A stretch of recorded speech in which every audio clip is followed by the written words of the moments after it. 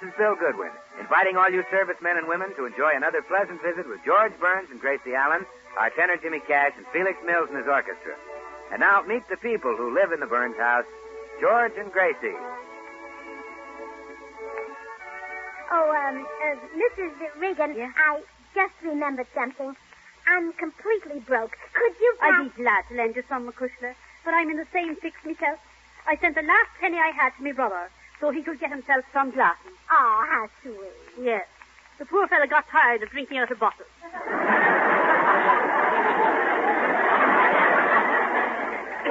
if we don't get some money, neither one of us will get the hat. Oh, if only Mr. Byrne weren't so tight-fisted. Oh, Mrs. Regan, George is a big spender. When we were in vaudeville together, we used to pool our salaries.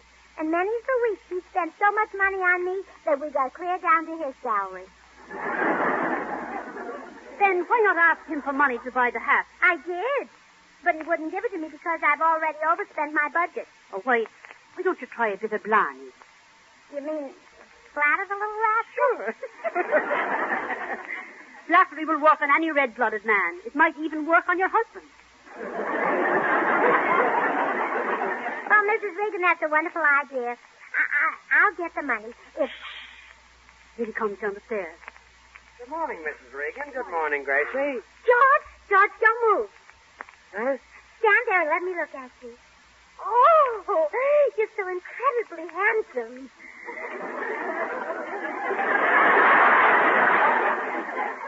I am? Oh, if only I were a sculptor. Let the others make statues of Apollo and Mercury and Hercules. You're the man I want to chisel.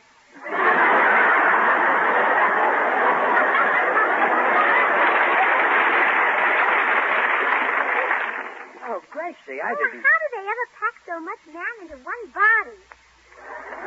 When I stop and realize that you're mine, all mine, it just frightens me.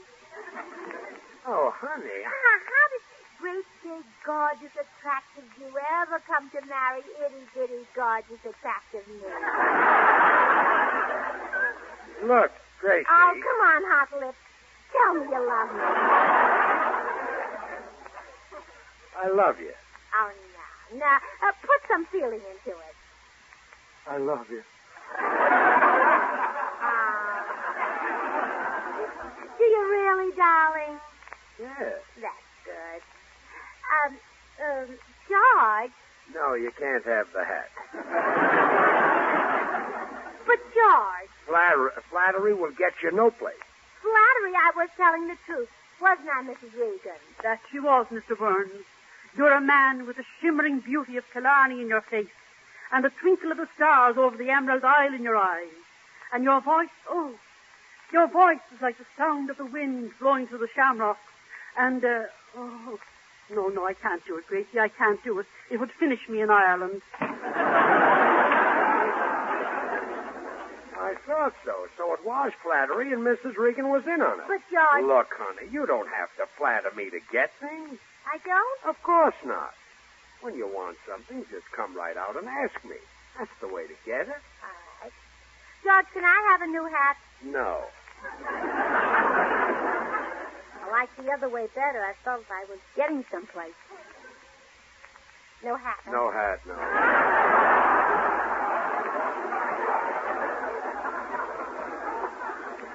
George, why don't you want to buy me a new hat?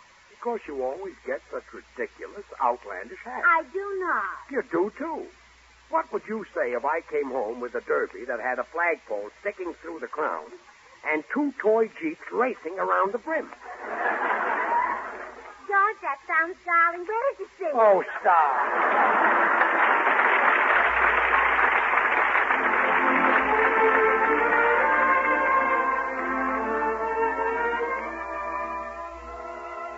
Jimmy Cash, our young tenor, sings for you the romantic ballad, The Day After Forever. Jimmy?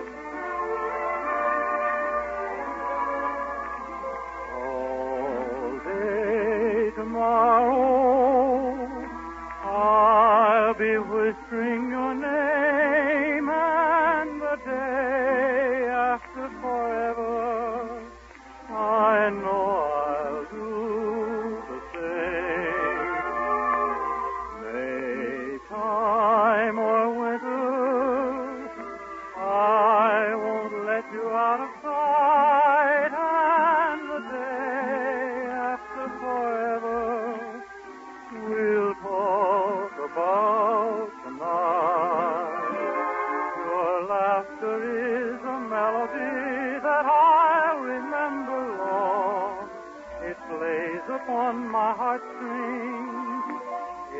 my favorite song.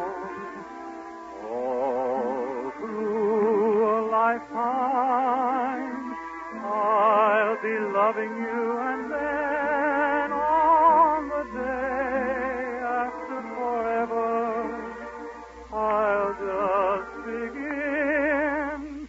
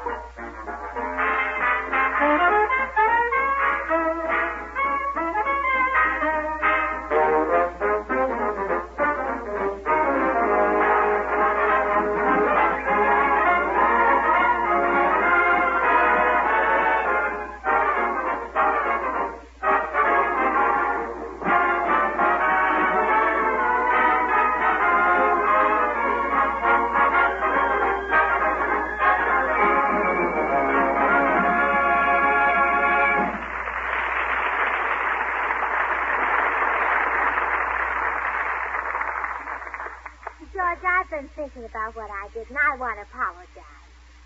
What did you do? Oh, I deliberately flattered you to try to get a new hat. I feel cheap and ashamed of myself. Oh, don't feel so. Oh, it was a low, mean, vulgar thing to do. Oh, honey. I hate myself for such sneaking, underhanded, vile trickery. I didn't mind. I'll tell you something. It almost worked. One more compliment, and I'd have given in. You're incredibly handsome, All George. right.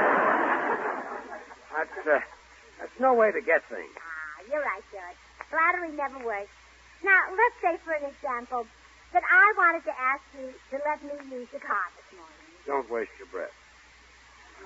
The last time you had the car, you got a ticket for parking in front of a fire plug. Parking? That policeman ought to be ashamed. All I did was stop for a wave, and he gave me a ticket. That does seem unfair.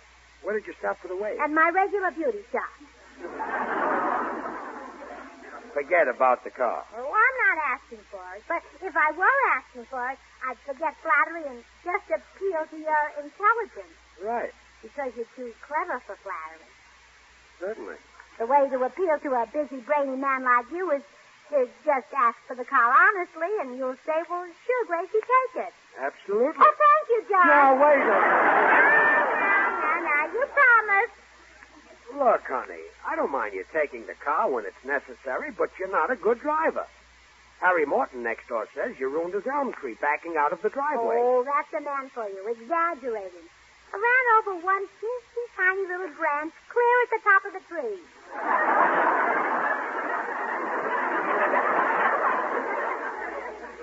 How could you run over a branch at the top of the tree? The tree was lying across our driveway.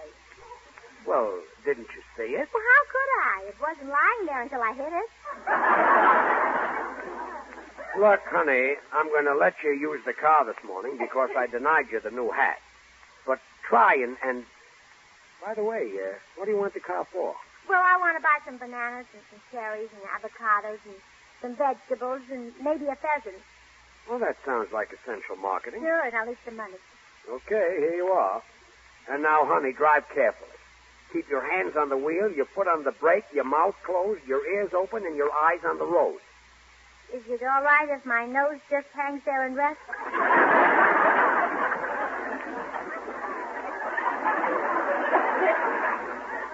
Never mind being flipped. Just see that you have the car back here by noon without a scratch on it. All right, dear.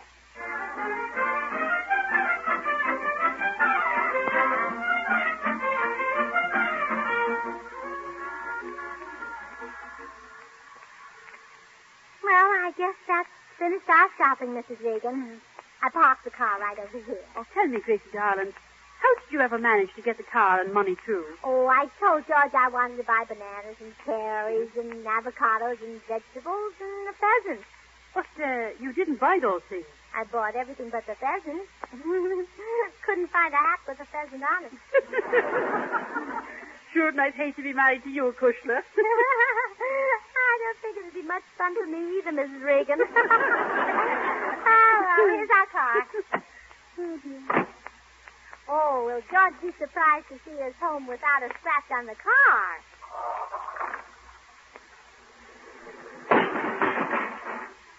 Did you see that? That parked car ran right into us. Gracie, darling, you backed into it, and you bent your back fender so it looks like a pretzel. Hello, Mrs. Burns. Are you having trouble? Oh, hello, Mr. Postman. You girls seem to be on a bender. I made a little joke. But I guess you're not in the mood for levity. Well, I'm afraid not, Mr. Postman. Do you think there's much damage done? Well, your rear bumper is out of shape, if you'll pardon the expression. Did I hurt the other car? A little, but don't worry about it. I know the old biddy who owns it. She's a sourpuss. Oh, but I should pay for any damage. Oh, no, don't pay a penny to the old battle axe. Let her ask her husband for the money. Well, all right. Who does the car belong to? My wife. My Mrs. Burns.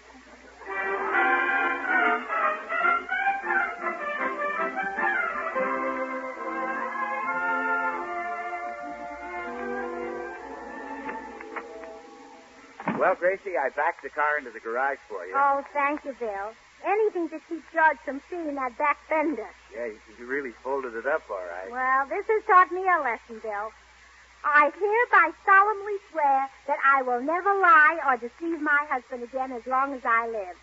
Unless I'm positive it'll work. Hey, here comes George up the walk now. Uh-oh.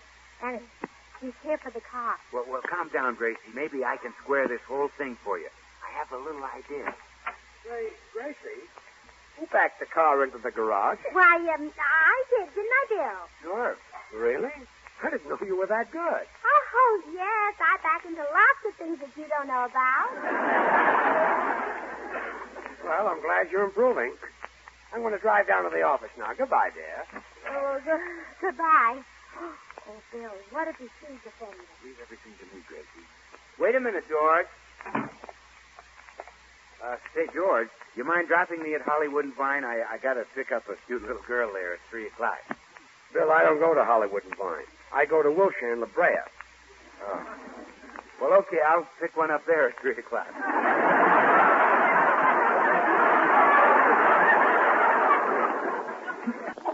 Get in, Bill.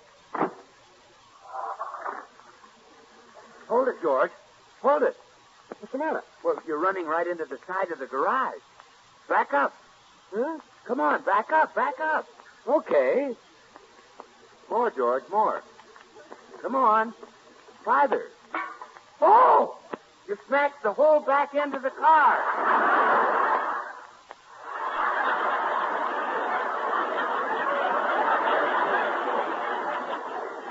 What? I barely touched Oh, the... come on. Let's get out and look at the damage.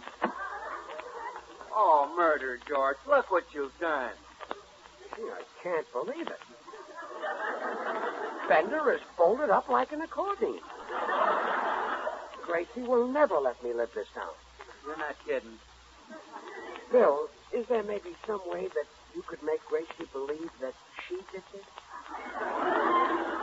What? You want me to stoop to deceit and trickery? Well, You want me to make someone who didn't do this believe they did?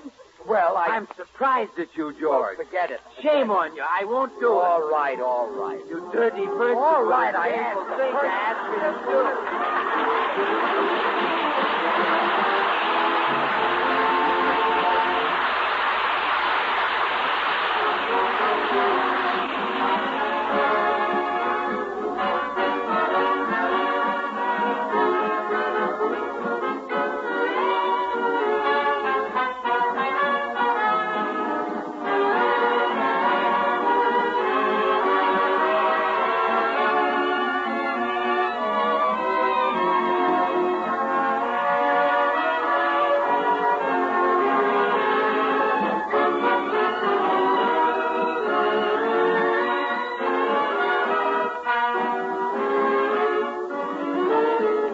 I'm forever blowing bubbles, pretty bubbles in the air.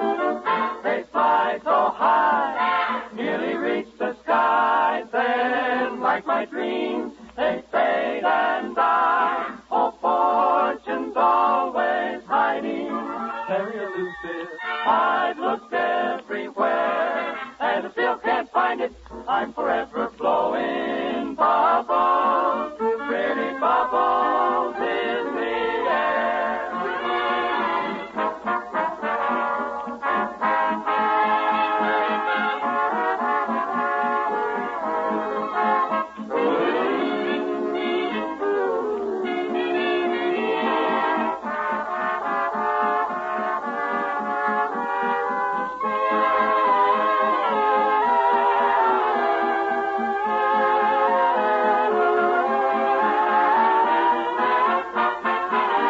I'm always blowing bubbles, great big bubbles, pretty bubbles, blowing pretty bubbles in the air.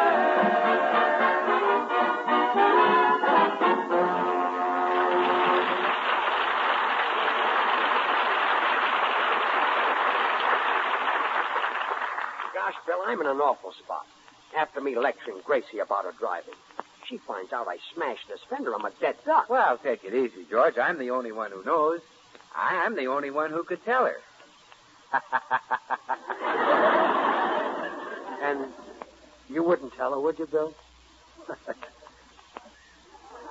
Would you, Bill? Bill, look at me.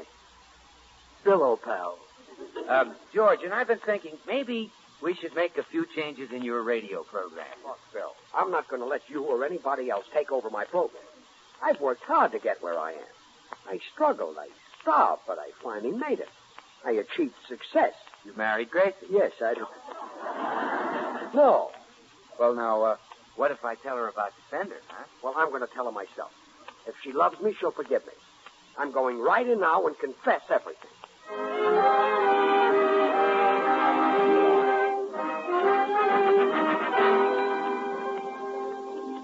Mrs. Burns, I've been watching the garage through the kitchen window.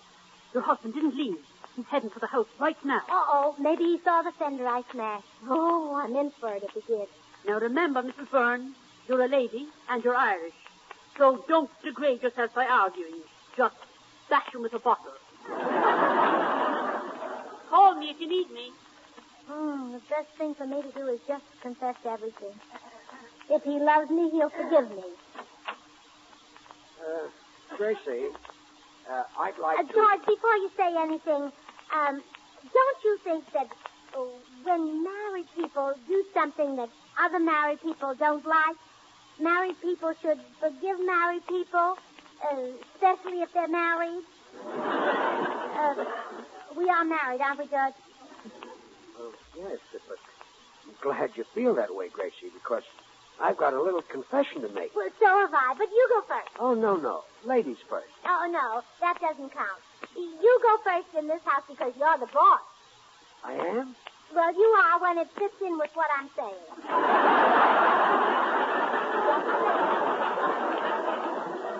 Well, I'll make my confession, then you make your confession. Ah. I smashed the fender on the car. Well, now for mine. You what? I backed up and smashed the fender. Oh, you did, huh? Yeah, and now I feel better because I've confessed and you'll forgive me. Ha. Huh? I don't like the sound of that. I do. Forgive you indeed. Imagine refusing to let me drive the car and then going out on a wild joyride. But I only... Tearing through traffic at 80 miles an hour. But all Knocking down widows and orphans. Okay. You've got me over a barrel. I've got you over a hat box. Hat box? That's right. Remember the hat you said I couldn't get? Yeah. Well, I'm keeping it. Oh, so you already had it. Now see here. Dashing through red lights, bumping into Greyhound buses. Okay, keep the hat. Sure, and I'll get a dress to match it. Okay. And gloves to match the dress. Aren't you carrying this a little? Waving at blondes. Throwing empty bottles in the street. Get the gloves. Sure. And a bag to match them. Smashing the car so badly that even months wouldn't buy it.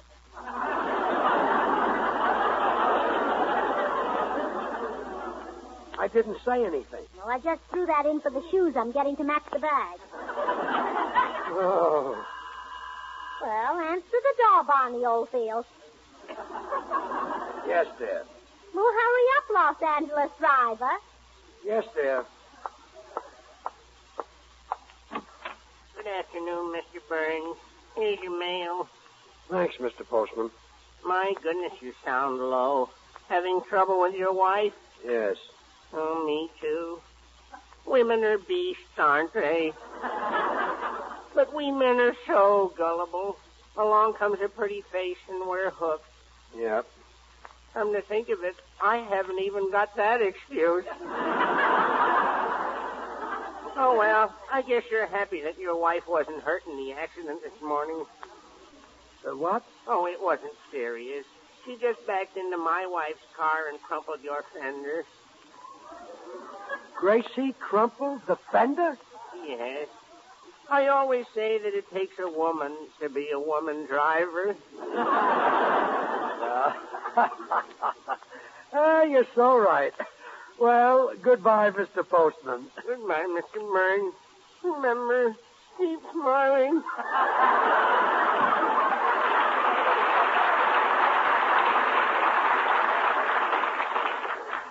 Well, who was it, Speedy? The postman. Oh. Well, as I was saying, I think I'll get a fur coat, too. Maybe red fox. Did you say the postman? That's right. Oh. He just, delivered the mail, huh? Ha!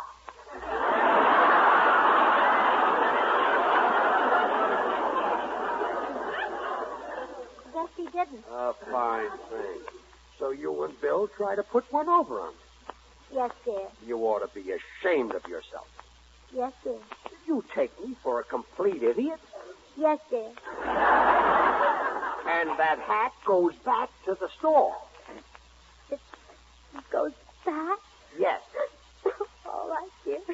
If you say so. Oh, now, honey, don't cry. I can't stand to see you cry. If you'll dry your tears, you can keep the hat. You really? Sure, honey. Now, why didn't I think of this method in the first place? I've been had.